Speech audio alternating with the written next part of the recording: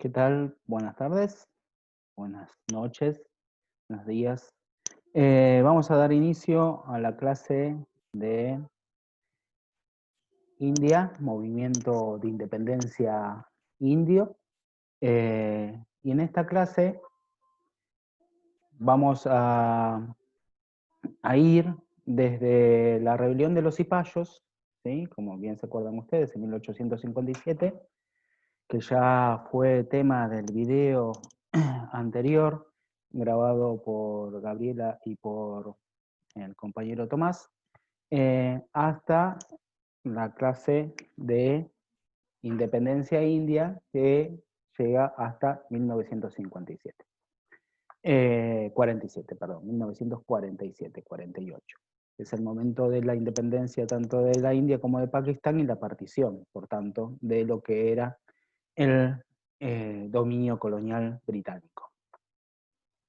Aclaro esto porque va a ser parece poco tiempo, ¿sí? Pero es un periodo álgido, convulsionado, eh, lleno de distintas fases de este movimiento de independencia que a la vez va a servir de ejemplo para otros movimientos de independencia a nivel asiático, pero también mundial, y inclusive abre todo un debate sobre las distintas estrategias de los movimientos de independencia, tanto a nivel de relación con el dominio colonial, ¿no? El tema de la negociación y la revolución, la reforma y la revolución, como los caminos para llevar adelante la independencia, como así también los métodos de lucha, ¿sí?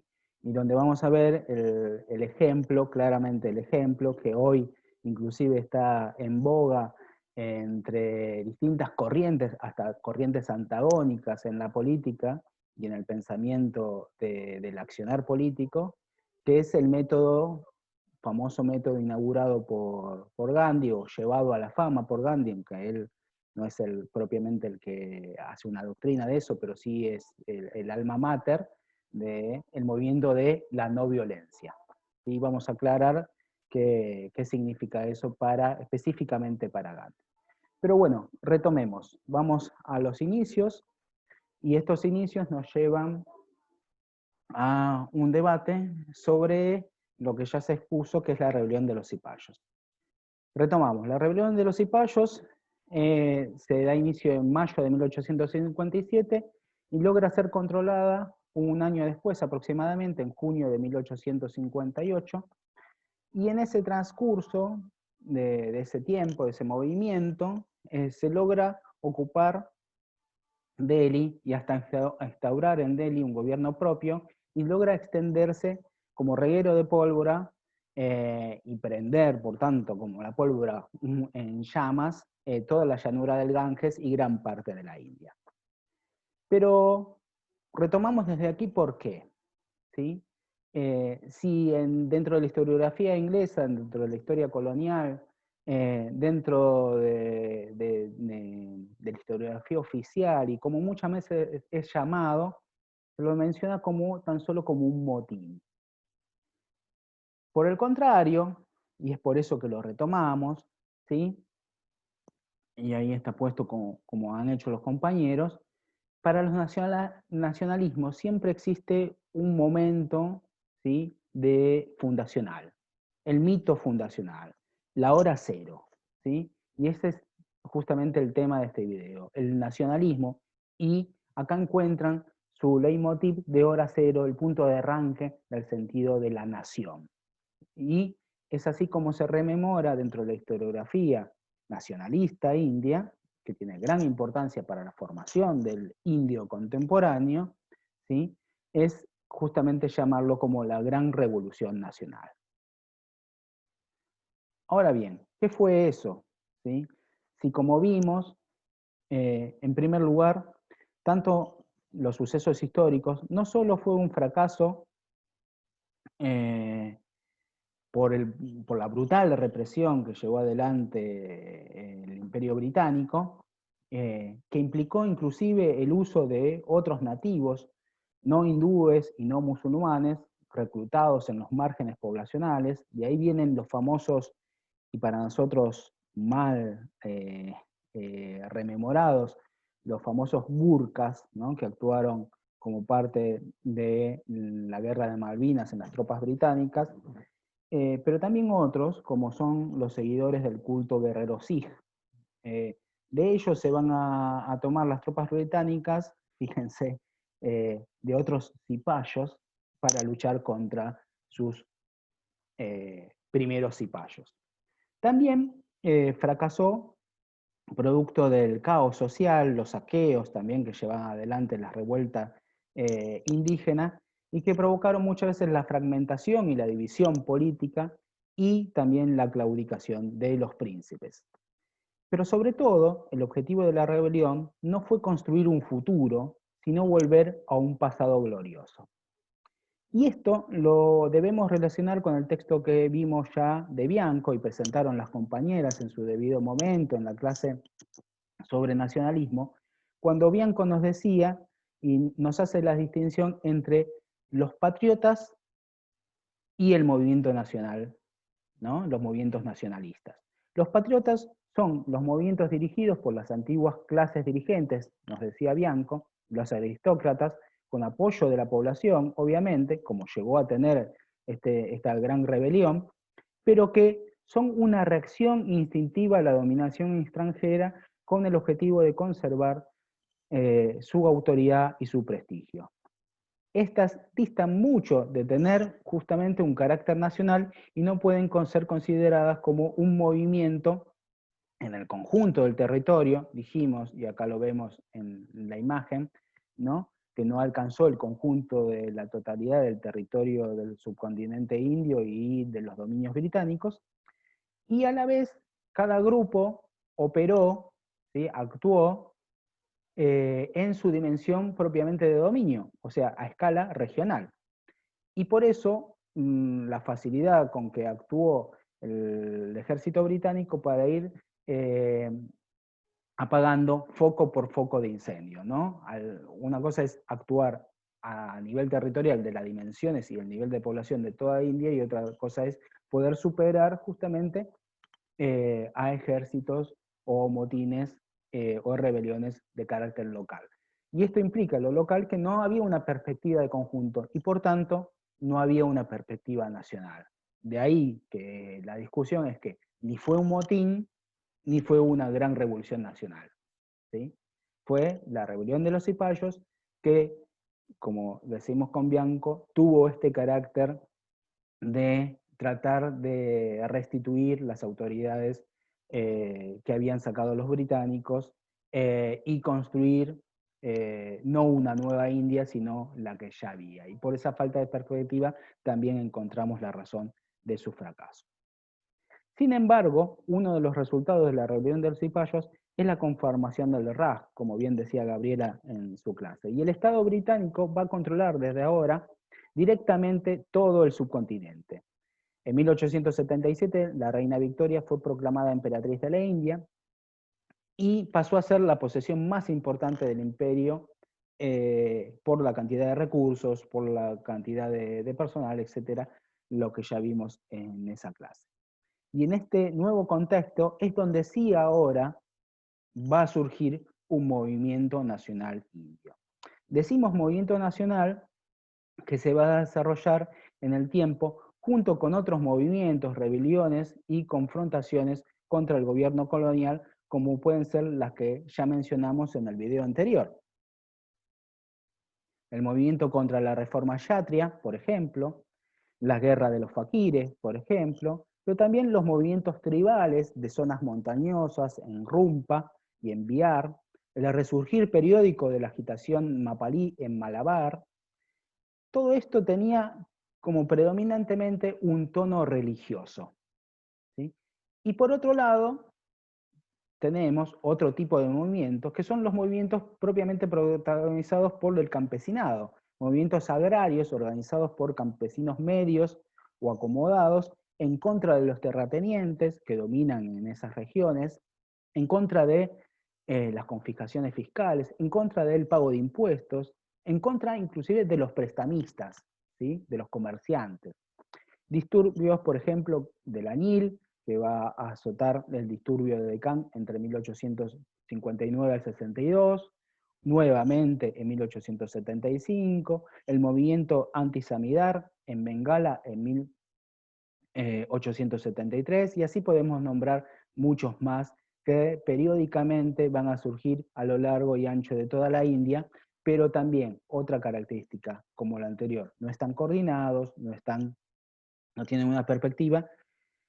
¿Y por qué es la diferencia y no le escribimos esto dentro de un movimiento nacional? ¿Por qué la diferencia entre estos movimientos, tanto campesinos como de origen y tono religioso, de lo que llamamos nosotros propiamente nacional?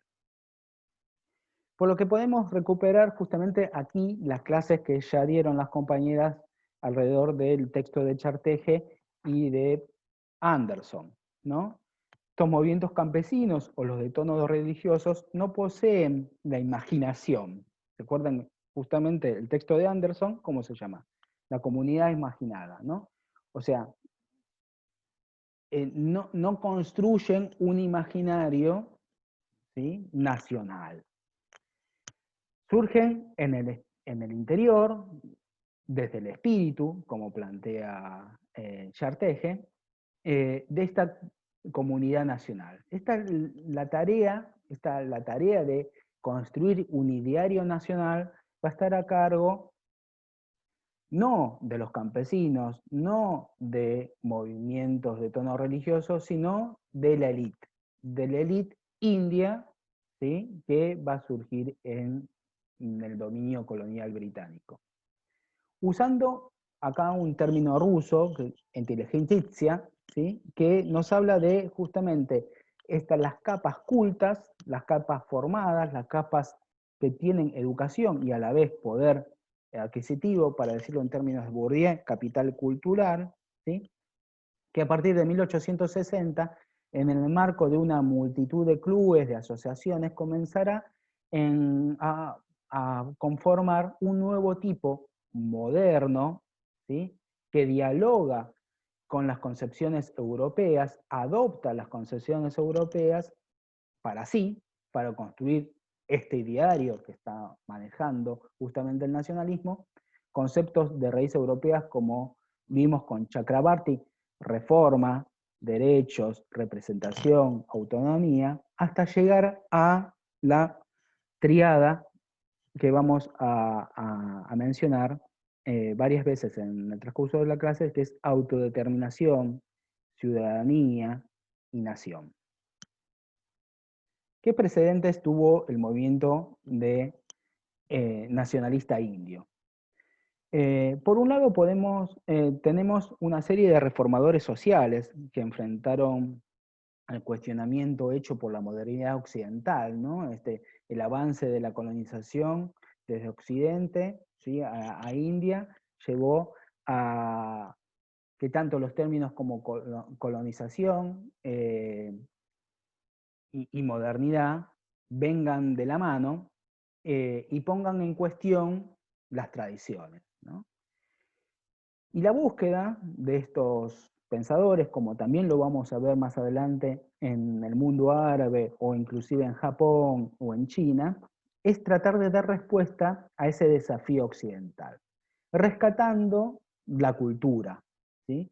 Y eso es un elemento muy fuerte, como vimos con Charteje, del interior del espíritu, la creación desde el interior del espíritu de la nación, ¿sí?, el rescate espiritual de la nación.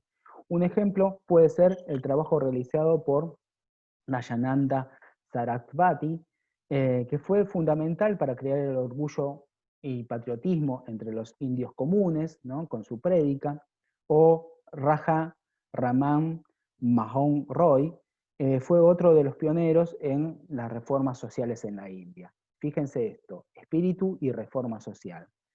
¿En qué sentido? Por ejemplo, combatir el sati. ¿El sati qué es? El sati es este ritual, esta tradición de que ante la muerte del marido, en la pila funeraria que está dedicada a cremar ceremonialmente al cuerpo, la mujer o las mujeres del esposo muerto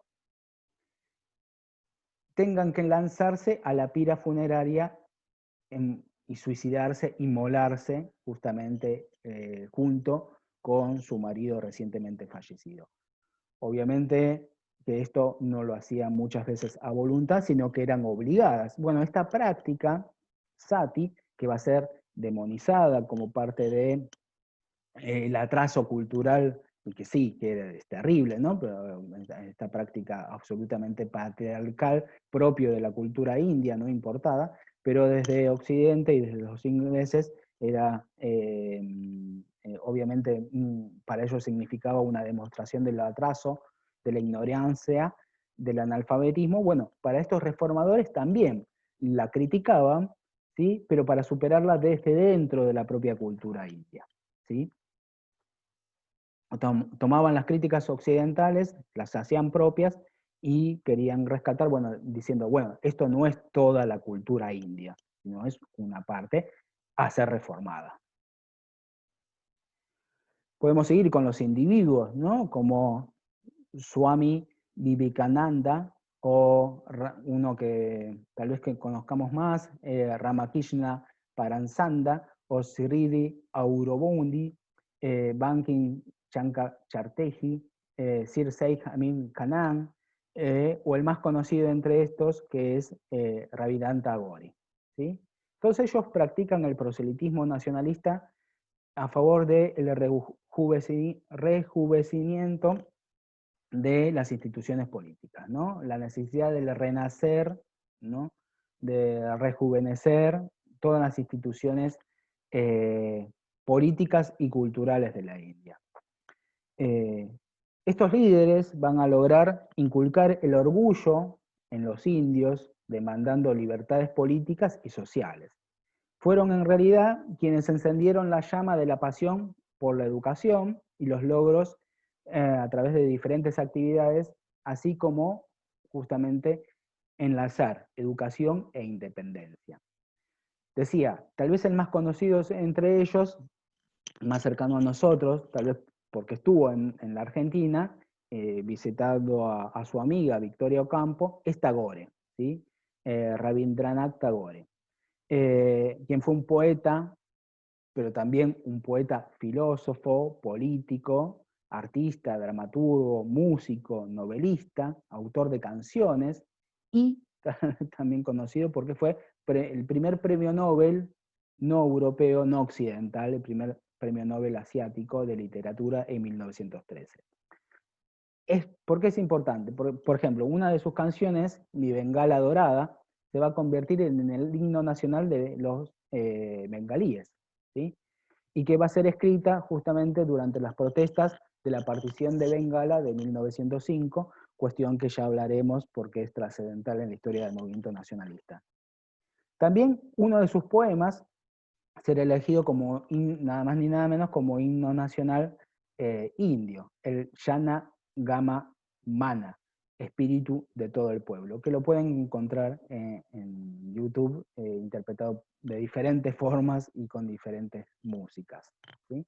Acá tienen en el PowerPoint el poema que mencionamos antes, Mi Bengala Dorada, que es el himno nacional bengalí. Tagore también decía ser un convencido para el resto de su vida de la superioridad moral de la civilización preindustrial sobre la cultura mecanizada moderna. Algo de esto va a estar presente en otros pensadores, especialmente en Gandhi, como vamos a ver. Y también mencionaba de convencido de la autorrealización de la India, debía comenzar en sus aldeas. Estas ideas las expuso por primera vez en su libro La civilización oriental y occidental. Es una obra de 1901 que precisamente el mismo año en que fundó la famosa escuela experimental de Santiniketan, y esta idea de formar escuelas, ¿sí? Volvemos a esta idea de Charteje de la independencia antes que en el aspecto público y político empieza en la construcción de este espíritu interior, ¿no? De la comunidad nacional, vemos en Tagore y en estos precursores del movimiento nacional una idea fundante, ¿no? Y justamente fundar escuelas tiene esa intención. Esta obra va a denunciar a Occidente y lo presenta a Occidente como que se alimenta de los recursos de otros pueblos e intenta engullir la totalidad de su futuro. En 1902 escribió: cuanto más encarnizada se vuelva nuestro conflicto con los extranjeros, mayor es nuestra ansia de comprometernos y realizarnos a nosotros mismos. Sabemos que no somos los únicos. El conflicto con Europa está despertando a toda Asia civilizada. Hoy Asia está decidida a autorrealizarse de esta forma consciente y a partir de ahí con energía. Ha comprendido, conócete a ti mismo y ese es el camino a la libertad. La destrucción está en imitar a los demás. Pronto, a pesar de estas palabras, ¿sí? Se va a alejar del movimiento nacional indio en forma organizada, como militante, no va a participar. Pero sus enseñanzas van a quedar. ¿Sí? ¿Por qué se aleja? Porque justamente esta idea de conócete a ti mismo, de buscar un camino sin imitar a los demás, lo va a alejar de la violencia preconizada por algunos sectores radicales dentro del movimiento. También decía que, y fíjense esto, es muy importante, a mí me parece, por eso lo rescato, esta idea, la construcción de una nación según el modelo europeo no puede realizarse, es imposible. ¿Sí? Fuera el único tipo de, como si fuera justamente el modelo europeo, el único tipo de civilización y la única meta del hombre. Esto lo va a decir nada más y nada menos que visitando Estados Unidos en 1917, ¿no? Y va a considerar que el Estado-Nación, ese constructo europeo en el cual todos los habitantes del planeta vivimos en diferentes Estados-Nación, es una maquinaria de comercio y de política que produce fardos de humanidad pulcramente comprimidos. qué poesía para decir que justamente lo que va a promover Tagore, y por eso lo rescato, porque creo que el nacionalismo en sí es una tara de la humanidad muy problemática que ha traído muchas tragedias, así como vamos a ver que trajo y promovió mucha grandeza en la humanidad, pero también trajo muchas tragedias. Tagore preconizaba el cosmopolitismo, el universalismo, plantear por encima de todo que hay una sola humanidad por encima de las fronteras y de los estados nacionales. En conjunto, estos pensadores y reformadores crearon el ambiente, fueron quienes con sus escritos y enseñanzas gestaron este imaginario identitario nuevo, el imaginario nacional. Pero no tuvieron pretensiones de pasar a ese segundo momento que habla Charteje, que es la disputa política, la disputa por lo externo, la disputa por lo público, que es lo que vamos a ver de acá en adelante. ¿Sí? Que es justamente lo que hacían sus contemporáneos. Seguimos con los antecedentes a la construcción del movimiento nacional indio propiamente organizado. En primer lugar, se construye la Cámara de Comercio de Bombay en 1836, nada más y nada menos en Bombay, porque Bombay es una ciudad portuaria que va a vivir el auge del comercio del algodón, proveniente del interior de la India, desde el Deccan, y desde ahí se va a exportar, y que tendrá su esplendor cuando los británicos no puedan obtener el producto justamente de su comerciante anglo, los esclavistas estadounidenses, porque se produce la guerra de secesión, ¿no? En febrero de 1852 se organiza en esta misma ciudad, en Madrás, en el sur de la India, la Asociación Nativa de Madrás, establecido por el comerciante de algodón Kasulu Laxminarasu Chetty. No tienen que aprenderse los nombres, yo también no me los aprendo, me cuesta, salvo de algunos que son muy destacados. Este personaje había fundado La Media Luna, ¿sí? Que es un periódico de propiedad, primer periódico de propiedad propiamente india, y va a tener la presidencia de Madrás. Madrás era en ese momento uno de los estados con cierto grado de autonomía, pero bajo dominio colonial directo, inventado por el dominio colonial, ¿sí? Pero que tenía cierta autonomía. Él va a ocupar justamente la presidencia de Madrás para el mejoramiento de las condiciones de los hindúes. En agosto del mismo año, de 1852, Nauroji Purdonji, un reformador parsí. Parsí, lo van a ver ustedes varias veces en los textos, significa que son los iranios persas de religión o concepción, cosmovisión zoroastrista, ¿no? Esta antigua religión que tiene su origen justamente en Persia, que ante el avance del Islam se van a ir refugiando en el occidente de la India, en Bombay justamente es el occidente de la India, desde el siglo XII. Muchos de ellos van a ser poseedores de fortunas, van a tener una posición dominante dentro de la sociedad india colonial y van a ser justamente una burguesía naciente. Este personaje va a ser el que va a fundar la Asociación de Bombay. Fue la primera asociación política, organización política de la ciudad, y va a romper totalmente los límites religiosos, reuniendo a hindúes, parsíes, musulmanes e incluso judíos, comerciantes de la ciudad. Aquí tenemos dos elementos importantes de estas trayectorias individuales y colectivas, ¿no? que nos dan una distinción de lo que venimos diciendo. Primera cuestión, una cuestión de clase, la presencia, como dijimos, de la élite social india. Y otra cuestión, el carácter local todavía de la organización, Bombay, Madrás, etc., ¿no? Pero ya tenemos una organización política local que supera e incluye las identidades religiosas. Esta es la fase victoriana tardía del siglo XIX de este activismo político que se fue iniciando producto de la reunión de una clase educada, una clase acomodada, anglófila, ¿no? que hablan inglés, hablan el idioma de la ocupación, que a la vez los comunica entre sí, pero que va a expresar su patriotismo cívico, pero al mismo tiempo la lealtad colonial, ¿no? Las dos cuestiones. Y esto lo recargo ahora y lo vamos a volver a ver en unos segundos.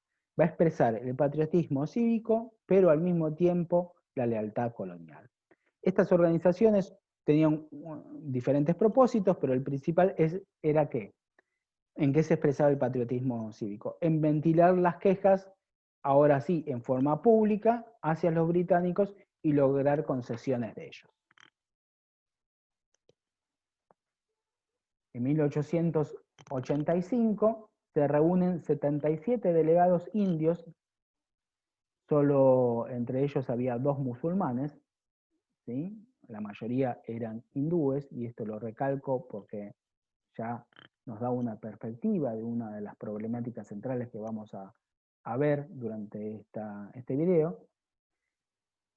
77 delegados de diferentes, ahora sí, procedencias geográficas de todo el subcontinente, de toda la colonia, inspirados en una sugerencia de Alan Octavian Home, un británico jubilado del Indian Social Service, ¿no? Que era ni más ni menos que el hijo, obviamente, de Hume, de un padre que tenía ideas radicales, que fue también representante en el Parlamento británico, que le sugirió formar un cuerpo corporativo. Y de ahí, justamente de esta reunión, va a ser fundado el Congreso Nacional Indio. Muchas veces lo pueden encontrar como Partido Nacional Indio, pero en realidad lo de partido lo vamos a ver más adelante. Su intención es ser un Congreso Nacional Indio, de reunir a todos los indios y no tener una adscripción, partidaria, aunque se va a convertir en un partido político. Pero volvamos, todavía estamos en los orígenes.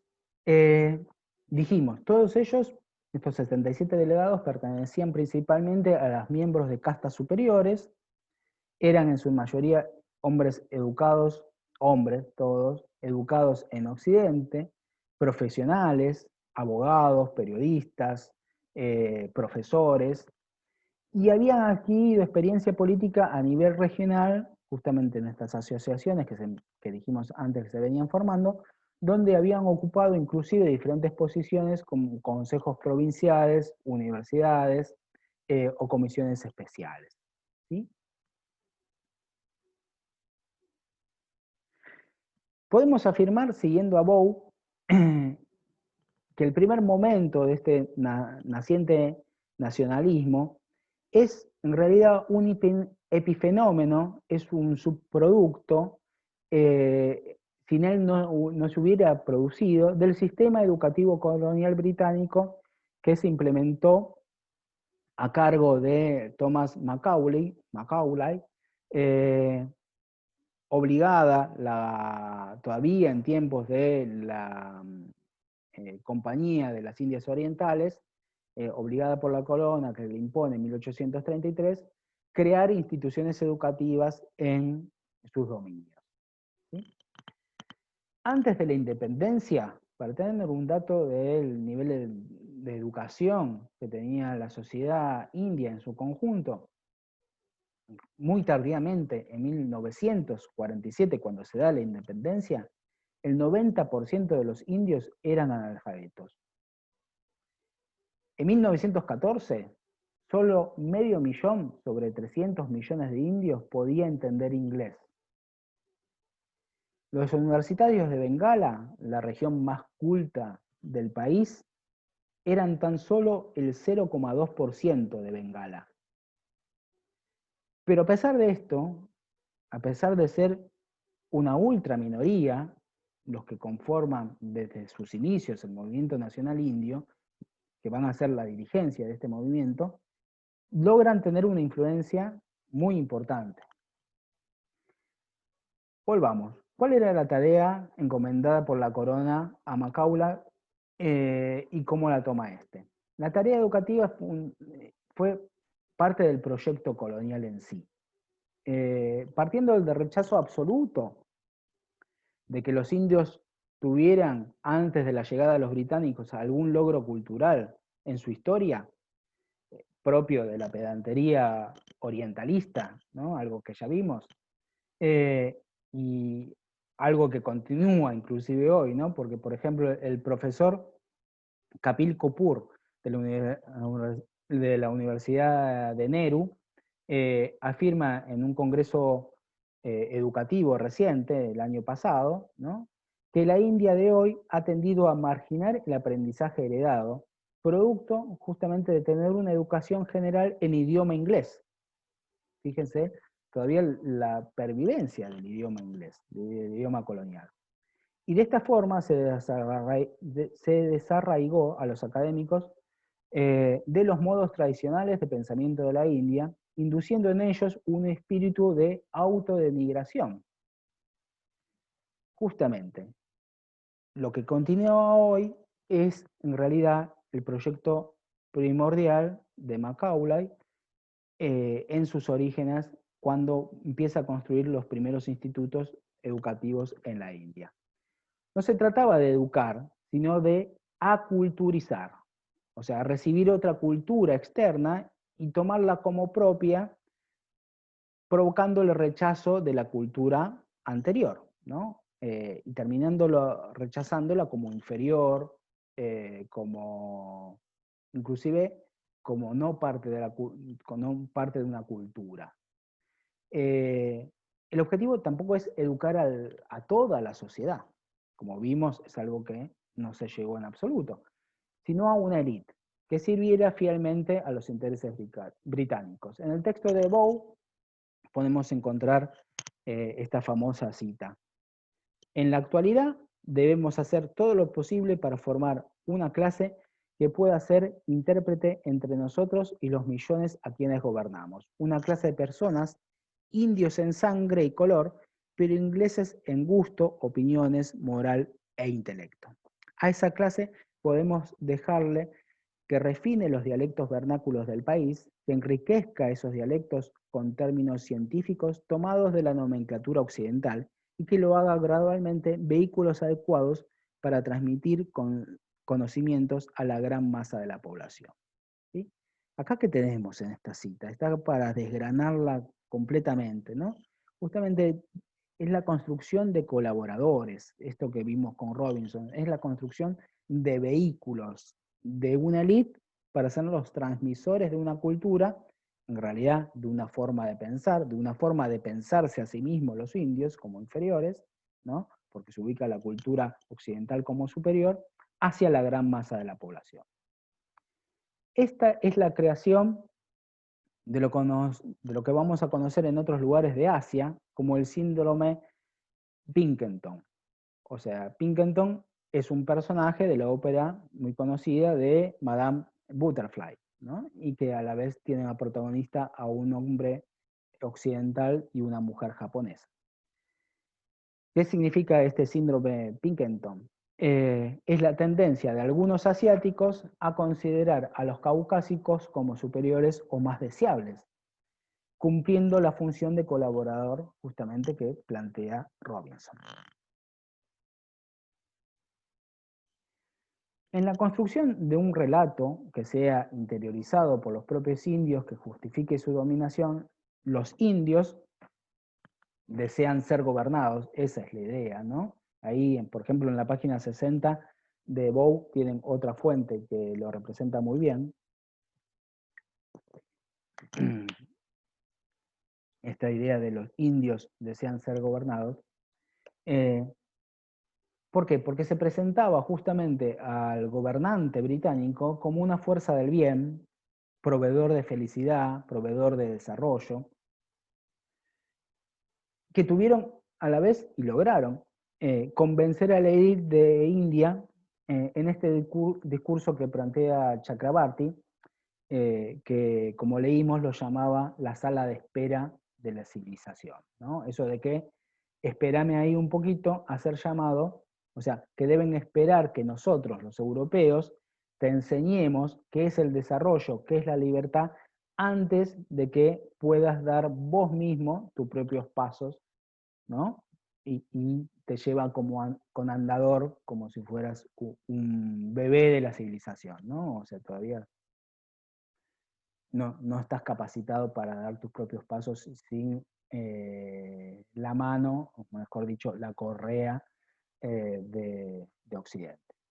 Bianco, otro autor que ya vimos, en la página 9, por ejemplo, encontramos una mención al líder del Congreso de Surendranath Banerjee, que va a ser justamente uno de los primeros líderes del Congreso Nacional Indo, que ve a Inglaterra justamente como la guía política y moral, cuya historia había enseñado a la India aquellos principios de la libertad y que se expresaba en el programa justamente del Congreso Nacional Indio como la consolidación de la unión entre Inglaterra e India. Pero justamente decimos, bueno, pero estos eran absolutamente colaboradores. Sí, pero no. Justamente son los primeros nacionalistas, porque a esta consolidación de la unión entre la India e Inglaterra plantean, ¿sí?, la combinación de que las condiciones que llevaba adelante Inglaterra sobre India eran injustas y perjudiciales. En la página 62 de Bow pueden leer esta cita. Nuestros jóvenes deben entender que no hay alternativa al dominio británico, no solo ahora, sino durante mucho tiempo, y que los intentos de destruirlo, directa o indirectamente, pueden ser perjudiciales para nosotros mismos. Más aún, deben reconocer que este dominio ha sido, en general, un gran instrumento de progreso para nuestro pueblo. Justamente esta es la idea del dirigente más importante del Congreso Nacional Indio. El Congreso Nacional Indio se reunía anualmente expresando la lealtad al Raj británico y emitía a la vez resoluciones sobre materias cruciales para los indios, y a veces un poco controvertidas, como eran algunos derechos civiles o la oportunidad de que haya más empleos para los indios dentro del servicio civil. Si bien las resoluciones eran presentadas al virrey y eventualmente estos eran trasladadas al Parlamento británico, los logros del Partido del Congreso fueron en principio muy, pero muy modestos. A su pesar, se proclamaba que el partido, el Congreso, representaba a toda la India, pero lo cierto es que sus mensajes reflejaban más bien los intereses de una élite urbana, educada, dijimos, y a la vez con ingresos, lo cual era de esperarse, pues eran justamente contados los miembros que eran delegados y provenían de otras clases y otras castas dentro de la India. En el año 1890, si bien el Congreso había logrado grandes avances como la organización política, ahora sí, que abarcaba al conjunto de la India, logrando superar absolutamente la dimensión local, pero aquí podemos reconocer otro defecto congénito que se va a expresar en el Congreso Nacional Indio. Esta exitosa expansión del Congreso Nacional se va a ver disminuido el logro al no poder convocar a sus filas a las masas musulmanas, ni a las clases cultas de las masas musulmanas y mucho menos a las clases menos acaudaladas de ellas. Y por tanto, se percibía que eran representantes en la arena política y dentro del servicio civil, era bastante insignificante, ¿sí? La posibilidad del Congreso Nacional Indio se extienda en ese momento sobre los musulmanes. ¿Esto por qué se pasaba? ¿No? Porque los ataques de los hindúes reformistas contra las conversiones religiosas, ¿no? O sea que el cambio de religión, la matanza de vacas por parte de los musulmanes, o la preservación del idioma urdu árabe por parte justamente de los musulmanes, profundizaban las diferencias entre los hindúes y los musulmanes, los cuales justamente los musulmanes ahondaban la creencia de que se trataba de una minoría con estatus inferior a los hindúes, y por ende no estaban representados de forma alguna dentro de las filas del Congreso. Y esto era producto del arrastre tanto de una política colonial, en especial la política educativa de Macaulay. ¿Por qué?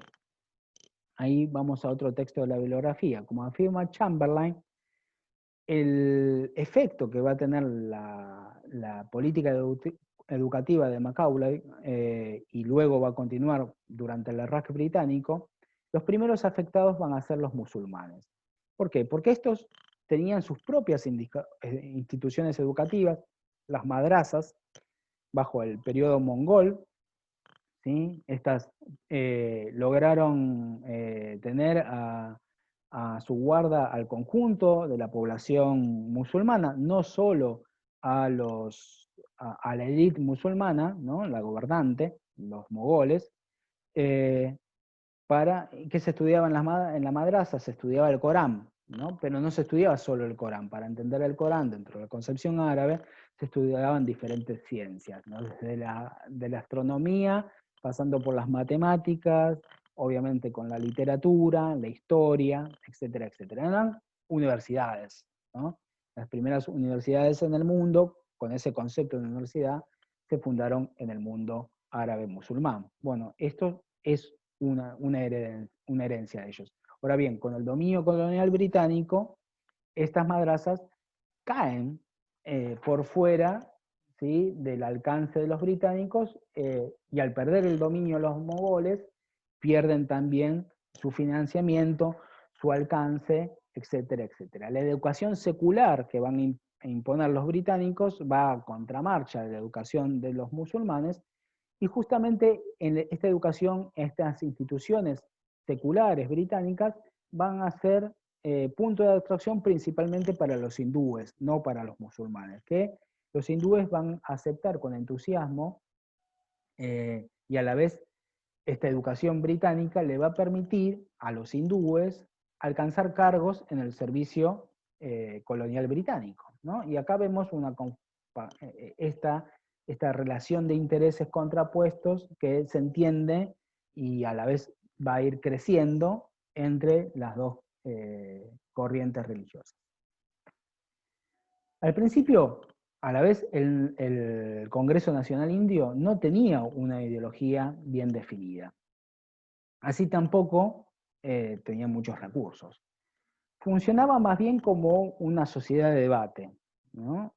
Donde se planteaban quejas, donde se planteaban discusiones, y el objetivo era lograr la independencia primero de la India, pero antes de lograr la independencia debía reformarse en todo sentido, ¿no? Ojo, no es como pensaba Tagore, no es lo que pensaba Tagore que dijimos antes. ¿En qué sentido debía reformarse? Porque la India no tenía, en este primer momento, en esta fase victoriana, todavía no podía lograr la independencia para estos dirigentes como Barneje, que vimos, y tenía que seguir bajo dominio colonial. Porque justamente la imagen que habían adoptado para sí y para India era que los británicos habían traído la Pax Británica. El dominio británico en la India era lo que permitía la unidad de esa argamasa absolutamente imposible de ser gobernada si no era bajo la férrea disciplina, pero a la vez bajo el desarrollo y el progreso británico. A la vez, justamente, estos indios pensaban que, al pensarse como ingleses de piel oscura, ¿no? Como pretendía Macaulay, pretendían la reforma de la India. Y esto lo podían llevar adelante los británicos y ellos colaborar con esa tarea. Por ejemplo, eliminar el sistema de castas, eliminar costumbres indias. O sea, lo que querían estos indios, que eran nacionalistas, que querían un lugar en el dominio colonial, que creían justamente colaborar con ese dominio colonial para reformar la India y alcanzar un grado de desarrollo tal para que el día de mañana pueda independizarse. En este momento, fines del siglo XIX, principios del siglo XX, todavía no está al alcance de su visión política, de sus pretensiones y objetivos, la tarea de la independencia, porque no están las condiciones dadas, ¿no? O está, hay una mirada todavía etapista, ¿sí? Y a la vez de dominación incorporada en este pensamiento.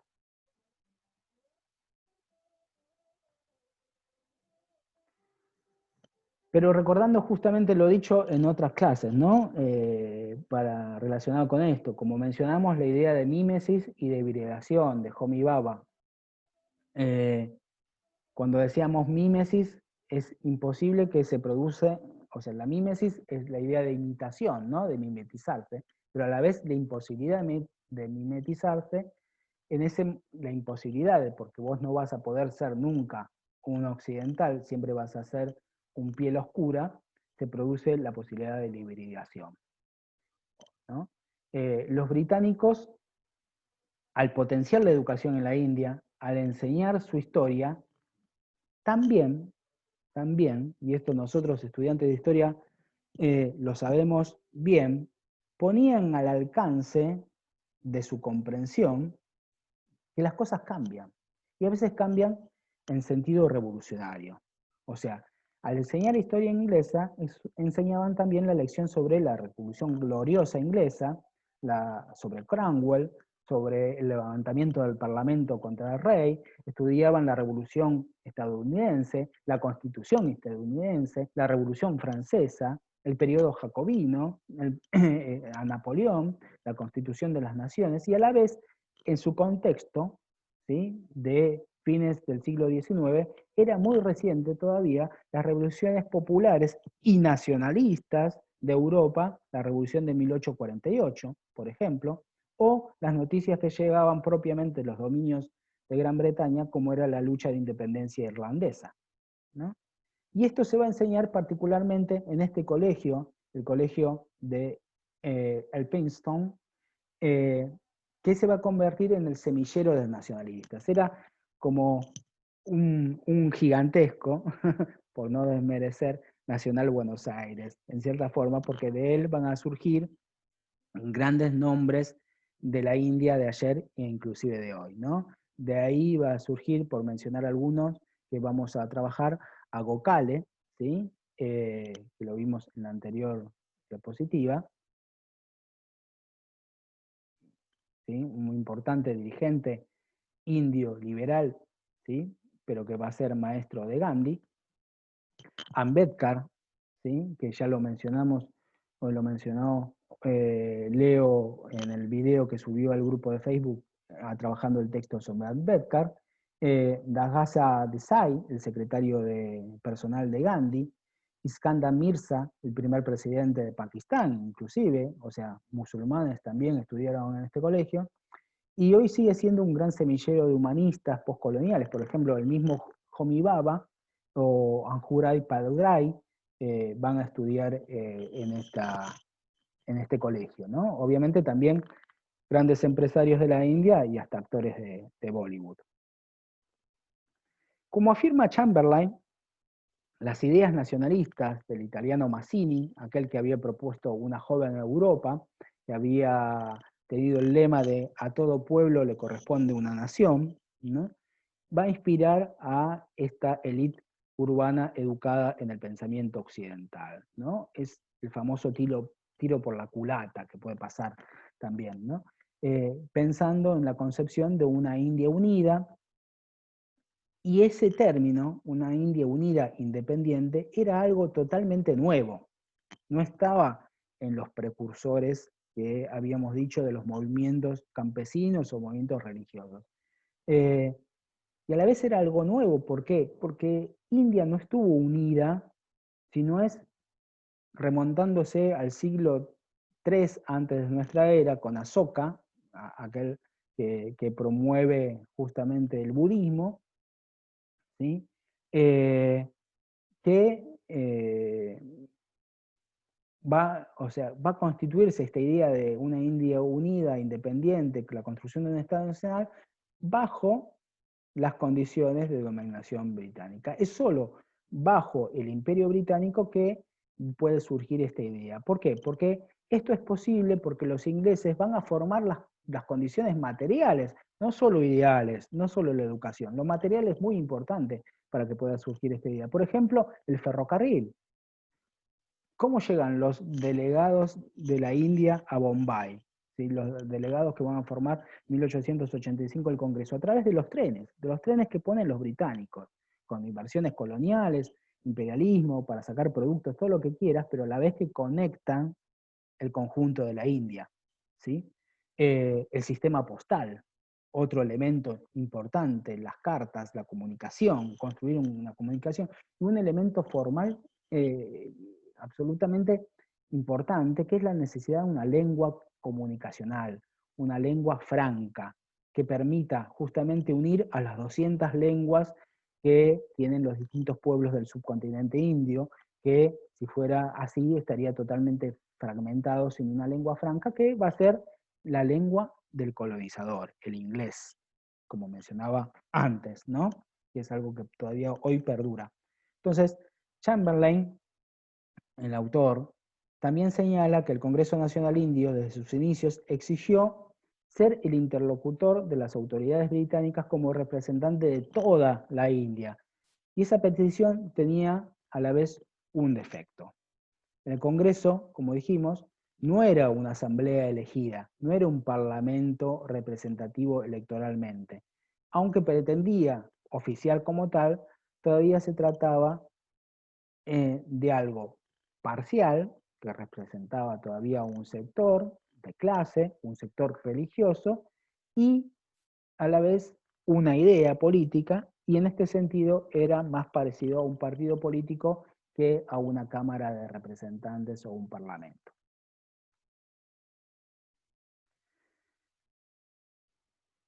Para hacer un rápido esquema, ¿sí? Una línea de tiempo sobre lo que van a ser justamente el Congreso Nacional Indio y el Movimiento Nacional Indio de Independencia en sus próximos 60 años, ¿sí? Va a experimentar 3 transformaciones justapuestas, ¿no? Esto charlando y expresado muy bien por Tomás, nuestro ayudante de trabajos prácticos. En primer lugar, la expansión. La causa irá sumando cada vez más y más adeptos de manera general en todo el subcontinente, y esto intentará ser saboteado por los británicos, obviamente, ¿no? A través del relanzamiento de las redes de colaboración y las técnicas de disuasión desde el aparato colonial. En segundo lugar, la radicalización, ¿no? Es algo que se desarrolla de menor a mayor.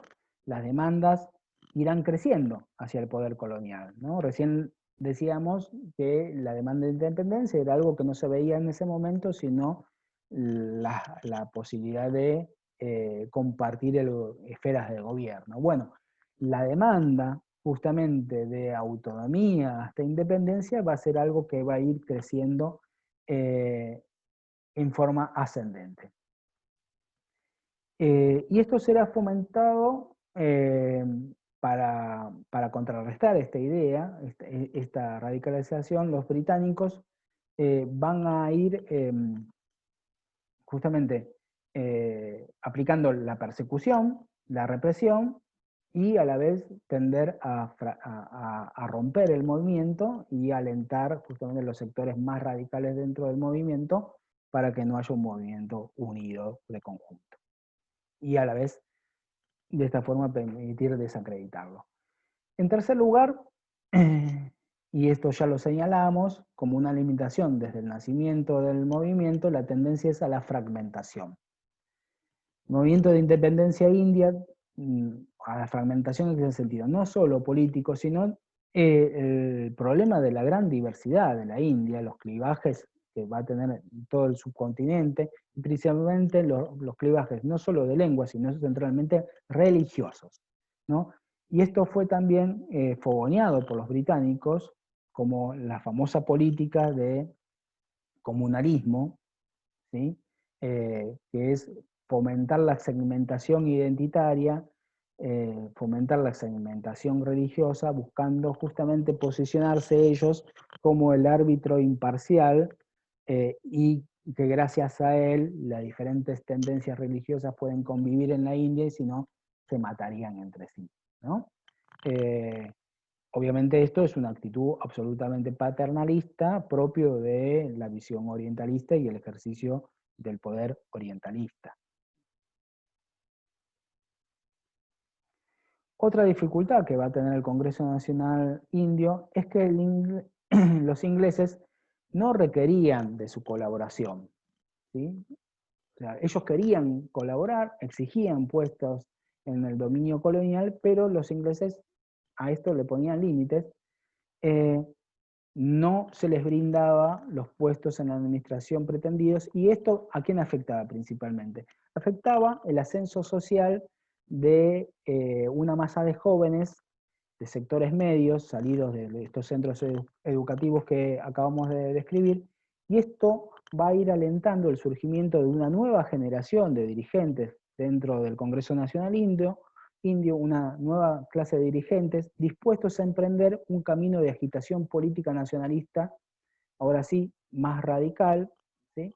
Y va a estar este movimiento liderado por Tilak, Bal Gangadhar Tilak, ¿sí?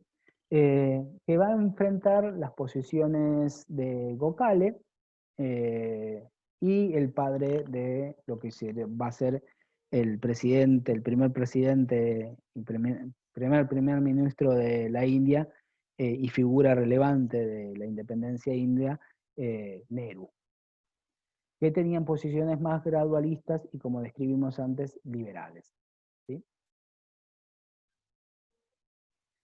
La primera fase del movimiento indio de no cooperación son justamente liderados por Tilak. En 1905 va a lograr el predominio dentro del Congreso Nacional Indio y va a triunfar, de cierto modo, cuando Nauroji, este personaje que ya vimos, y lo quiero, voy para atrás para marcarlo,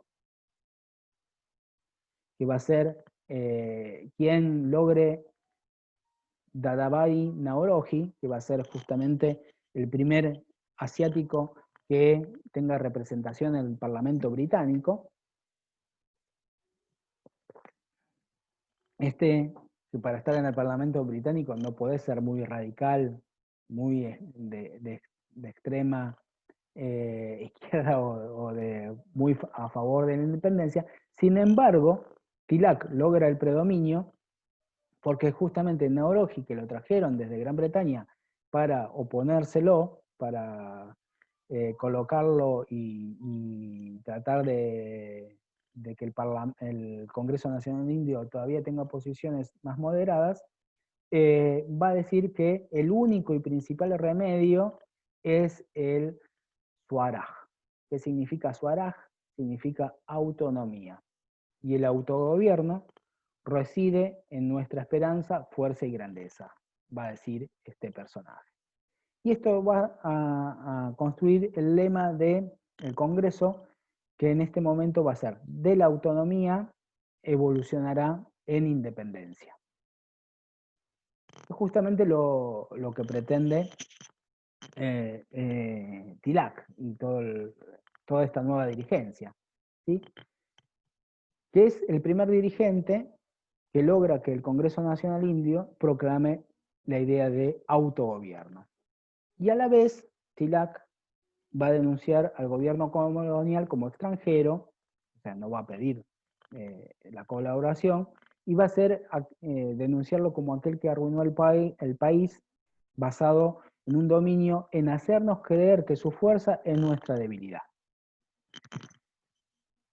Tilak planteaba: los ingleses no pueden sobrevivir sin la colaboración.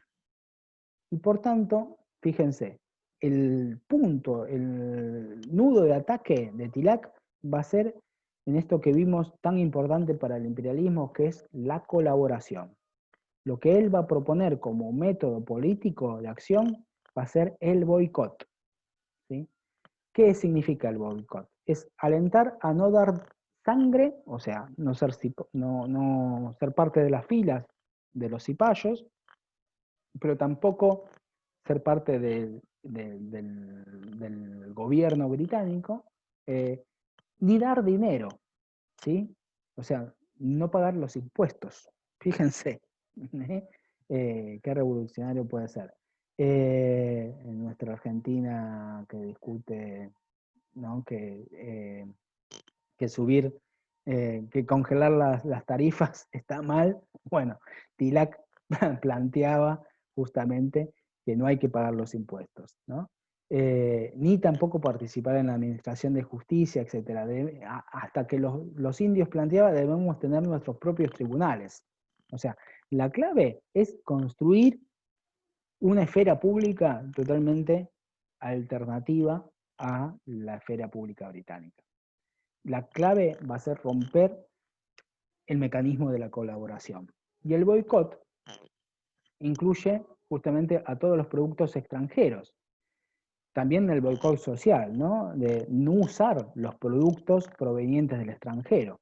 ¿Qué productos? Los productos, por ejemplo, lo más común, la indumentaria, ¿sí? Y esto permite justamente hacer el hueco ¿a qué? A los productos producidos propiamente por los indios, por los bienes producidos directamente en la India. Y esto el movimiento Swadeshi, que es el movimiento justamente de boicot, ¿sí? Consistía en el uso de bienes producidos en forma nativa. Tilak decía que el movimiento Swadeshi y el boicot son dos caras de la misma moneda. La política, obviamente, esta política de alentar el uso de la producción nativa en contra y boicoteando los productos provenientes de Gran Bretaña, implicaba ¿qué cosa? Implicaba que el compre nacional. ¿Y esto a quién beneficiaba? A los parsí, a los señores de la industria india, ¿sí? A la burguesía naciente india. Y justamente va a tener el apoyo financiero de esta burguesía, el movimiento nacional indio, que es justamente un apoyo muy necesario para crear un movimiento nacional, ¿no?, que desarrolle diversas actividades.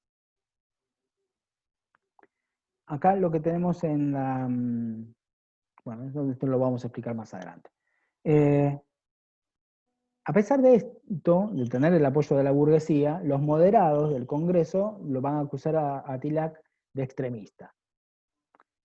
Lo van a encontrar en diferentes páginas de internet, de historia, etc. Hasta el día de hoy, la idea de plantear a este movimiento como extremista, ¿no? Pero formaron los antecedentes de la no colaboración y desobediencia civil, que va a ser el símbolo del movimiento dirigido por Gandhi, ¿no?, de las acciones dirigidas por Gandhi. O sea, de acá viene. Gandhi no inventa la no colaboración y la desobediencia civil, sino es algo que ya tiene antecedentes desde 1905 en la propia historia del movimiento nacional indio. No es una rebelión abierta, no es una revolución, ¿sí?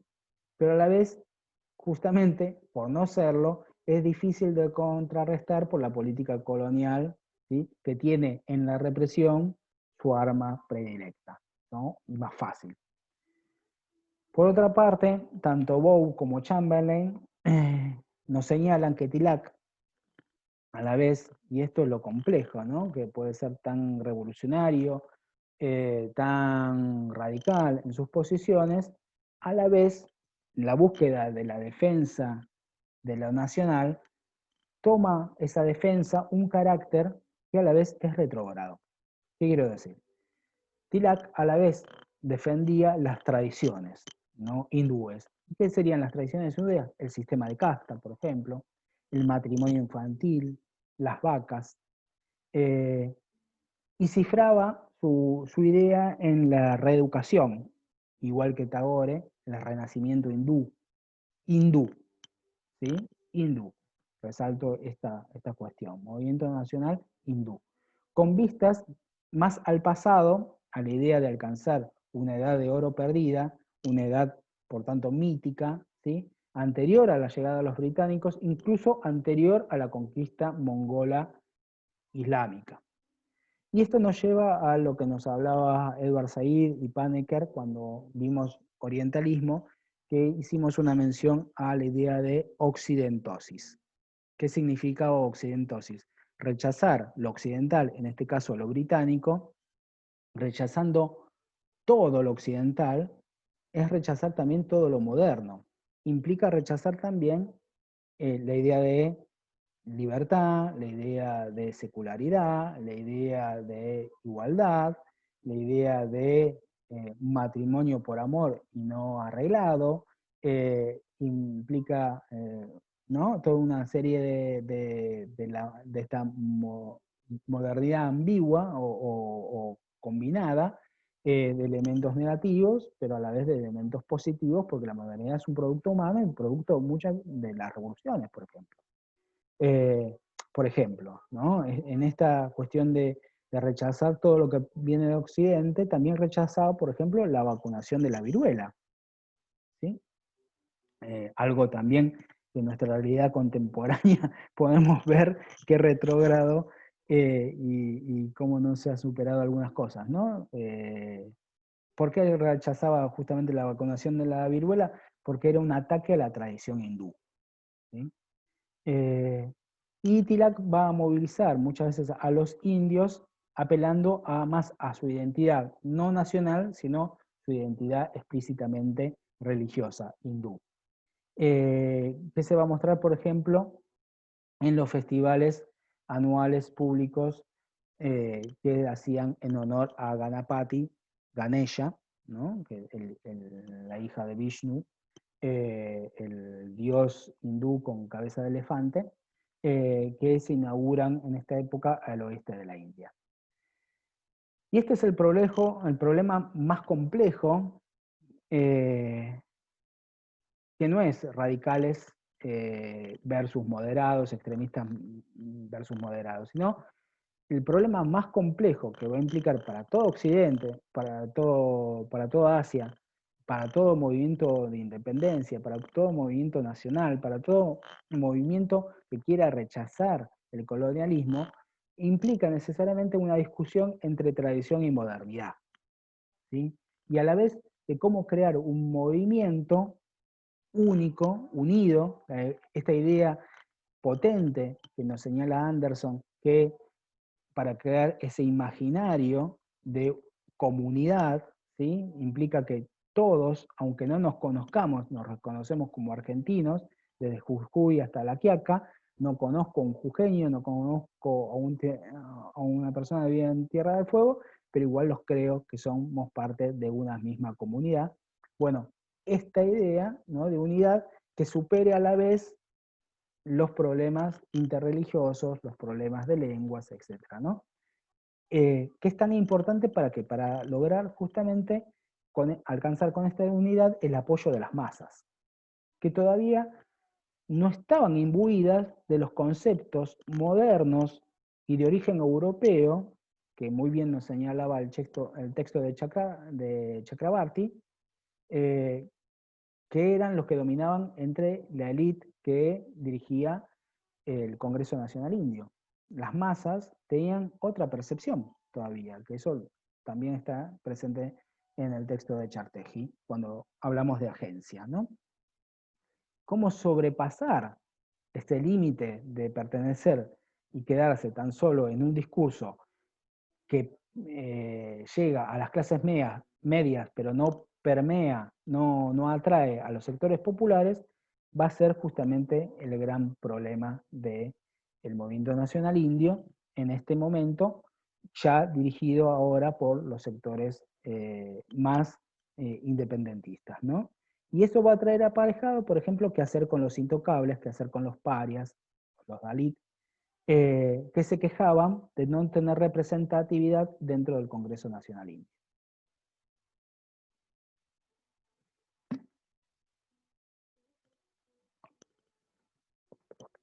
Siempre hay que tener en cuenta el contexto histórico. Estamos hablando del nacionalismo de la India, pero no podemos quedarnos en ver lo que sucede en la India y comprender lo que sucede en la India tan solo lo que pasa dentro de ese territorio, sino hay que comprenderlo tanto en el marco asiático como en el marco mundial, ¿no?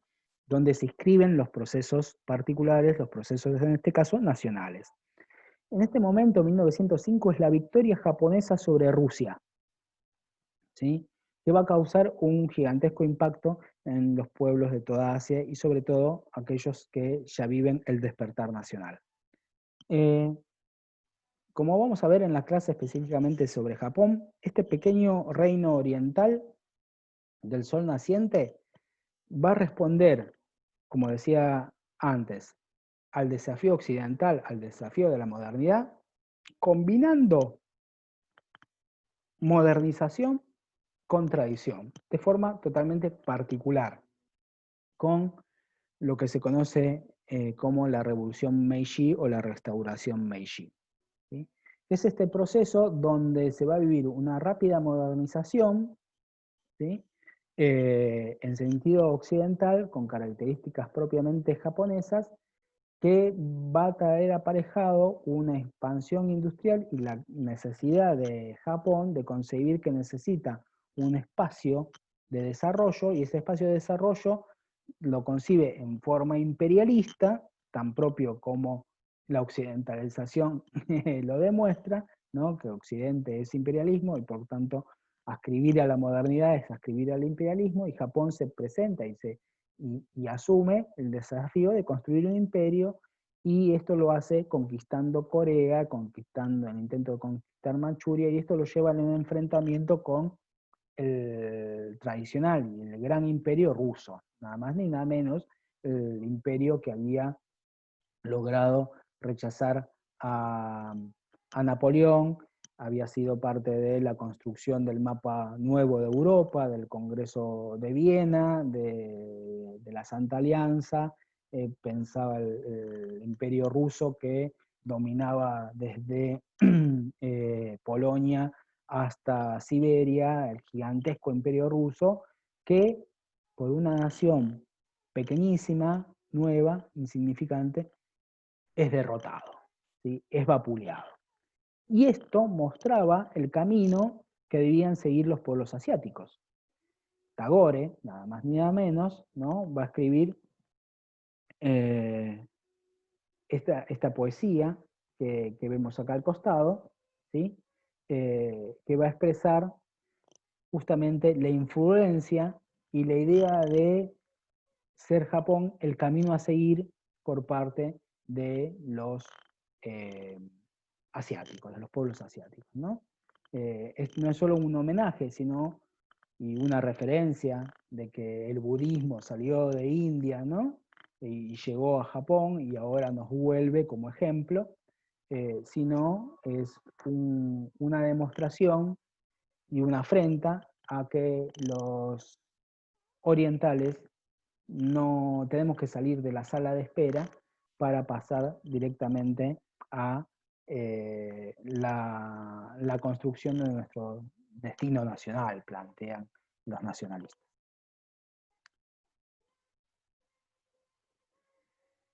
Llegamos a este momento clave que mencionamos antes, que es la partición de Bengala, la fallida partición de Bengala de 1905.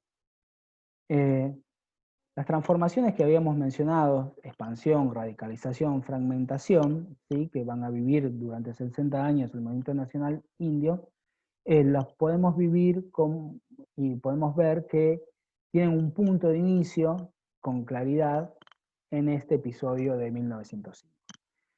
¿Qué significa? En el delta oriental del Ganges, ¿no? Que conforma justamente Bengala, el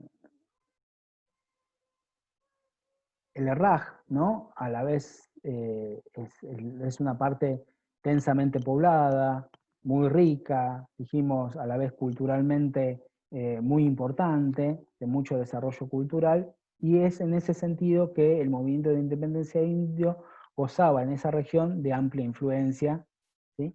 Y en función de esto, el virrey Curzón, con la excusa de tener una mayor eficacia administrativa de esta región, va a iniciar un intento de fragmentación entre el este y el oeste de la región, ¿no?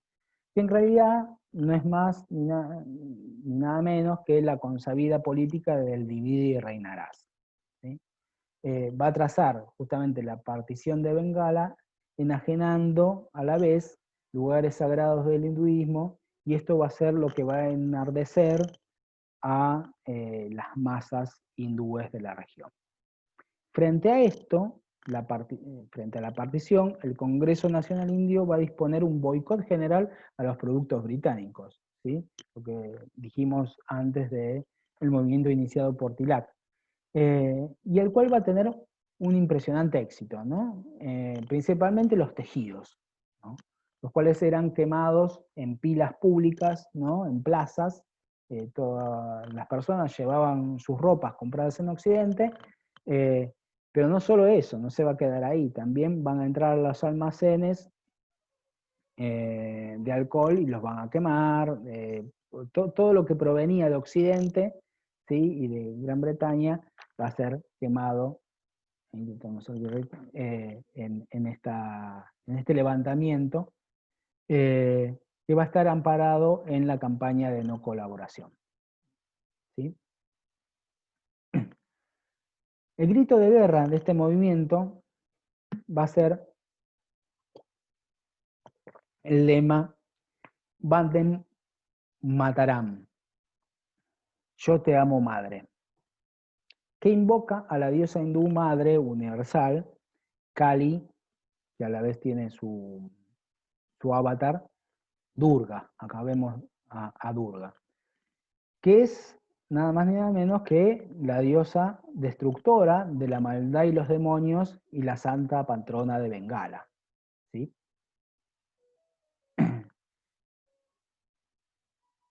Ahí la tenemos en su versión de Kali.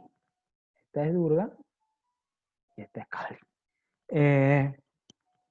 Y es con este lema, ¿sí?, propiamente hindú, que por primera vez el movimiento nacionalista indio va a lograr un movimiento de masas, va a lograr atraer a un conjunto importante de bengalíes identificados con estos reclamos, que va a tomar un reclamo religioso, pero con características nacionalistas, ¿sí?, que es la no partición, ¿sí?, el no fragmentar. Y esto va a tener a la vez, obviamente, un contenido religioso, pero a la vez un contenido de clases medias, propietarias. ¿Por qué?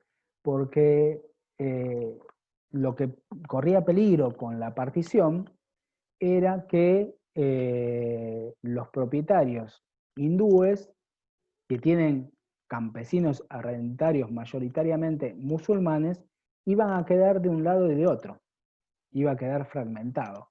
Y por tanto, justamente lo que promovía esta política era fomentar la división entre hindúes y musulmanes también. Y esto es lo que va a generar esta política de partición. En medio de este movimiento se va a iniciar justamente un ciclo de violencia y represión que se va a extender no solo a Bengala, sino a otras partes. ¿Qué consecuencias va a tener esta partición?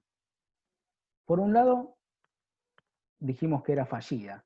Se va a rever la partición, no se va a realizar, años más tarde no se va a realizar, y se va a crear una nueva capital que es justamente Nueva Delhi, y se va a mover el gobierno desde Calcuta a Nueva Delhi, ¿no? Alejándolo del punto de conflicto. Y también los británicos van a tratar de apaciguar los ánimos anunciando reformas en 1909 y designando algunos moderados indios en los consejos imperiales y provinciales. Por otro lado, otra de las grandes consecuencias que va a tener esta política de partición es que va a favorecer la creación en 1906 de la Liga Musulmana para promover la lealtad al Congreso, a Gran Bretaña, pero también, como tuvo sus orígenes el Congreso Nacional Indio, obtener derechos civiles para los musulmanes. O sea, va a ser la versión musulmana del Congreso Nacional Indio, lo cual van a lograr justamente algunas reformas en este sentido, ¿no? Y esto se produce porque justamente la Liga, en el momento de la partición, va a denunciar el carácter hindú excluyente del Congreso. El movimiento inicialmente se va a limitar a la defensa de los intereses de los musulmanes en una futura India autónoma o independiente, ¿no? Para los musulmanes era importante ganar influencia política a la vez que mantener la identidad musulmana.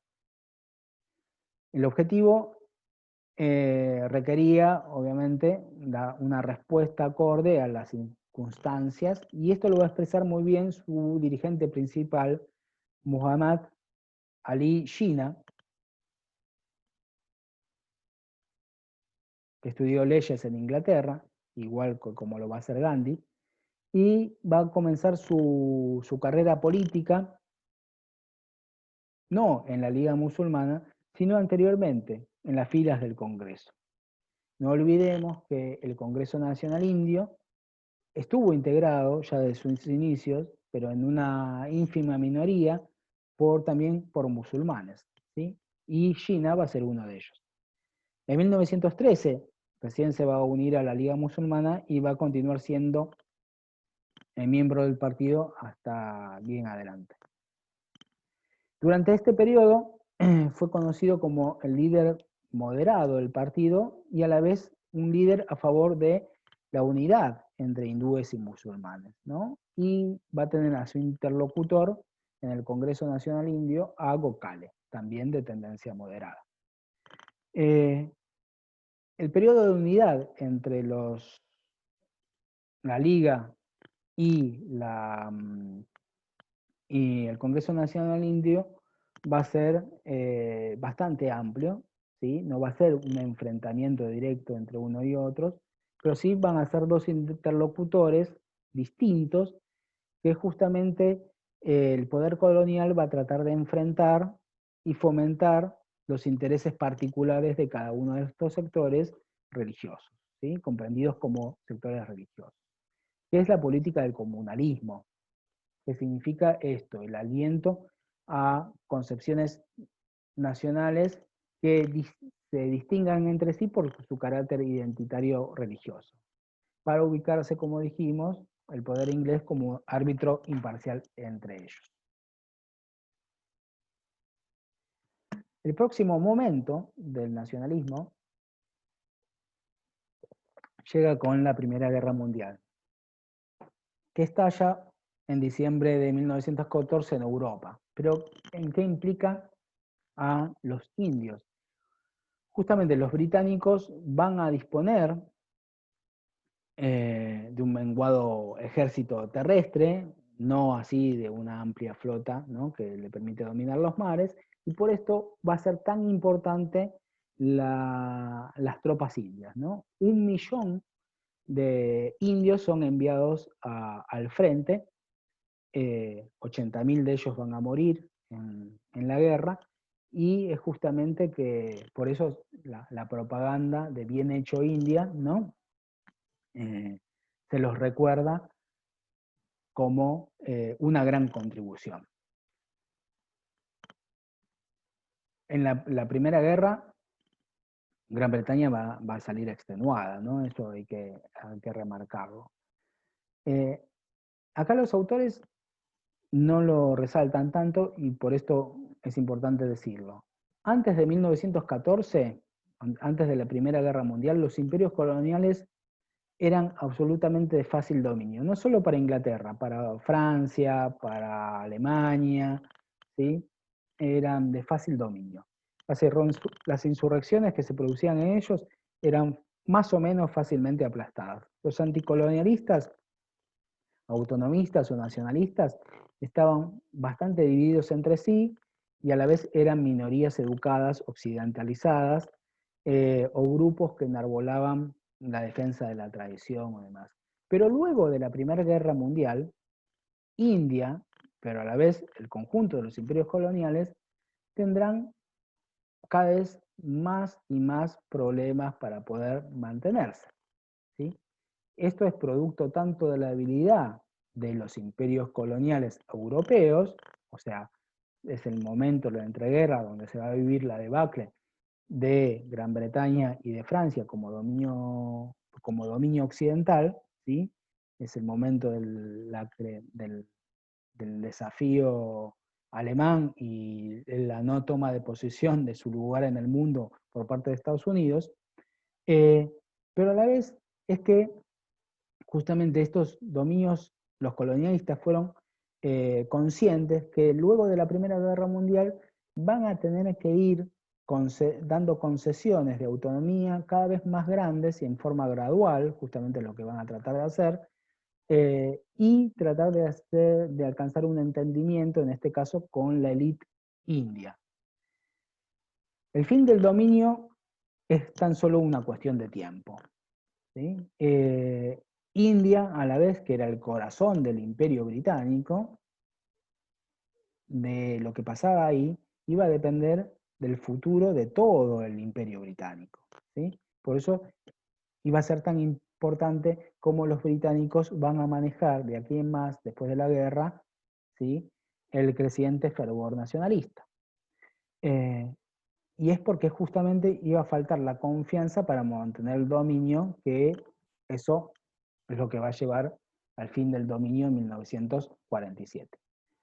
En 1916 se realiza el pacto Lawno entre el Congreso Nacional Indio, sin división entre extremistas y moderados, y la Liga Musulmana para exigir en conjunto la autonomía del país. 1916. plena guerra, Primera Guerra Mundial. Y es en este momento cuando llega Gandhi, con 45 años de vida, a la India, retorna a la India. ¿Dónde estaba Gandhi? Bueno, eso es cuestión del próximo video.